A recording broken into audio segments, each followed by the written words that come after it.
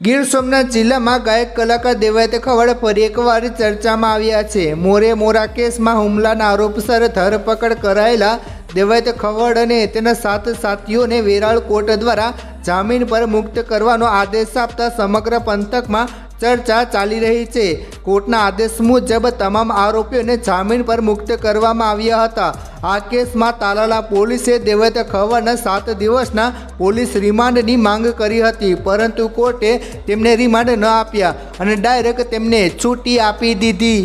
ત્યારે મિત્રો હવે એવા સમાચાર સામે આવી રહ્યા છે કે લોક સાહિત્યકાર દેવાયત ખવડને મારામારી અને લૂંટના કેસમાં વેરાળ કોર્ટમાંથી જામીન મળ્યાના બીજા જ દિવસે પોલીસે ફરી કોર્ટનો સંપર્ક કર્યો છે અને કોર્ટમાં અરજી કરતા જણાવ્યું છે કે દેવાયત ખવડને ફરી પકડવામાં આવે।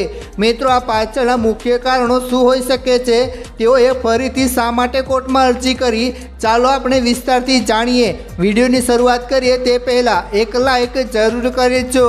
મિત્રો, પોલીસ દ્વારા દેવાયત ખવડને લઈને કોર્ટમાં ફરી અરજી કરવા પાછળના અનેક કારણો હોઈ શકે છે। પહેલું, જામીન રદ કરવા માટે રિવિઝન અરજી। મિત્રો, તાલાલા પોલીસ નીચલી કોર્ટના જામીન આપવાના ચુકાદાથી સંતુષ્ટ નથી।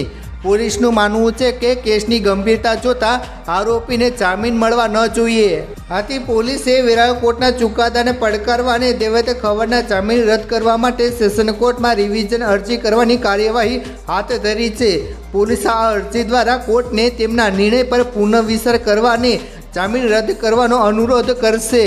બીજું, કાયદો અને વ્યવસ્થાની જાળવણી। મિત્રો, દેવાયત ખવડ અને અન્ય આરોપીઓ જામીન પર મુક્ત થતાં કાયદો અને વ્યવસ્થાની પરિસ્થિતિ બગડવાની પોલીસને આશંકા હતી।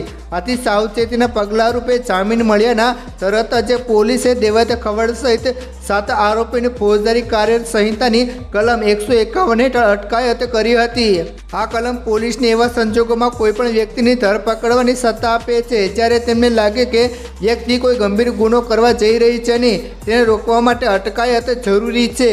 આમ પોલીસે 2 મોરચે કાર્યવાહી હાથ ધરી છે। એક તરફ તેઓ કાનૂની પ્રક્રિયા હેઠળ સેશન કોર્ટમાં જઈને મળેલા જામીનને રદ કરવા માંગે છે અને બીજી તરફ તાત્કાલિક કોઈ અનિશ્ચિત બનાવ ન બને તે માટે કલમ 151 હેઠળ અટકાયતી પગલાં લીધા છે।